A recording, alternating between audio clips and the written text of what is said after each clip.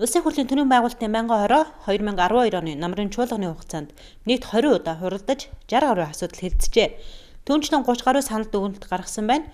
Тус байнгын хороонд албан байгууллагуудаас 60-аад албан бичиг, иргэдээс 10 гаруй өргөдөл гомдол иржээ. Энэ намрын ээлж чуулганы хугацаанд төрийн байгуулалтын байнгын хорогоор хорооны эрхлэх асуудлын чиг хүрээнд нийтдээ 17 хуулийг баталж гаргасан байна. 17 хууль.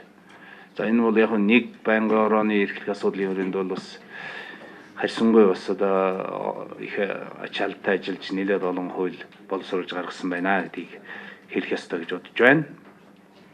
За энэ дотор бол гол одоо хуулиудыг дурдж хэлэх юм бол Монгол улсын ерөнхий хэрэгчийн сонгуулийн тухай хууль байна. За Монгол улсын хурлын тухай хуульд нэмэлт өөрчлөлт оруулах тухай хуулийн төсөл байна. За нийтээр тэмдэглэх баярын болоод тэмдэглэлт өдрүүдийн тухай хуульд нэмэлт өөрчлөлт оруулах тухай хууль байна. За Шингис хаан одон бий болох тухай улсын хурлын тогтоолын төсөл байна. За бусад одоо нэлээд хэдэн хуулиуд байгаа. Төрийн байгуулалтын байнгын хорооны эрхлэх асуудлын хүрээнд одоогоор хэлэлцүүлгийн шатанд 5 хуулийн төсөл байна. Энэ нь улсын хурлын тухай, улсын хурлын дэгийн тухай хуульд нэмэлт өөрчлөлт оруулах тухай хуулийн төслүүд юм. Төслүүдийг нэгтгэж боловсруулахаар улсын хурлын гишүүн Гончиг Доржоор ахлуулсан ажлын хэсэг гарчээ.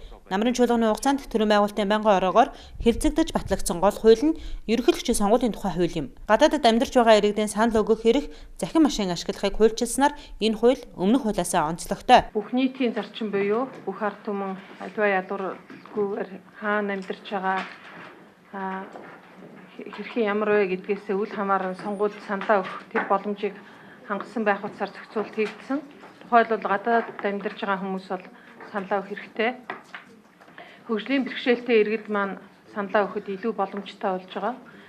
Төрийн бас байгууллагын хийсэн судалгаа байлзаг хөгжлийн бэрхшээлтэй иргэдийн 90% нь саналаа өгч чаддаггүй гэдэг. Тэгэхээр санал авах байр маань тэрэгэн цэртэй иргэн орж саналаа өгөх боломжийг хангасан байхаар хуулинд энэ шаардлагыг тавьж өгсөн. За харааны бэрхшээлтэй иргэд бас саналаа өгөхт нь боломжтой байх утсаар барил өсгөн кодоор саналын хуудасаа унших боломжтой байх ийм зохицуултыг хийж өгсөн. За мөн хөгжлийн бэрхшээлтэй иргэн саналаа тэмдэглэхэд зориулсан бүхээг санал авах байранд нэгээс доошгүй байна гэж оруулж өгсөн. За бичиг үсэг тайлагдаагүй хүмүүс бас хөдөө орон нутгад бас нэлээд байгаа. Тийм учраас энэ хүмүүс манаас зовоод саналаа өгч чадахгүй тохиолдлууд гардаг. Тийм учраас энэ санал авах хуудсан дээр анхудаа нэр дэвшигчдийн фото зураг орж байгаа. Энэ өөрөө бас олон улсын стандартыг хангаж байгаа ийм саналын хуудас болж байна.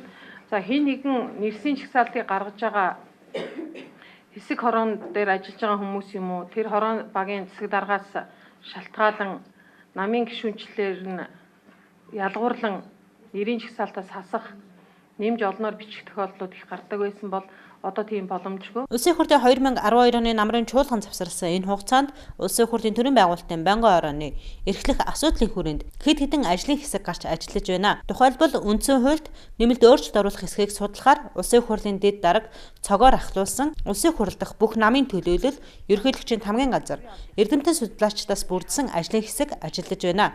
Түүнчлэн бурмаа гишүүнээр ахлуулсан сонгуулийн тухай нэгдсэн хуулийн төсөл боловсруулах ажлын хэсэг гарчээ.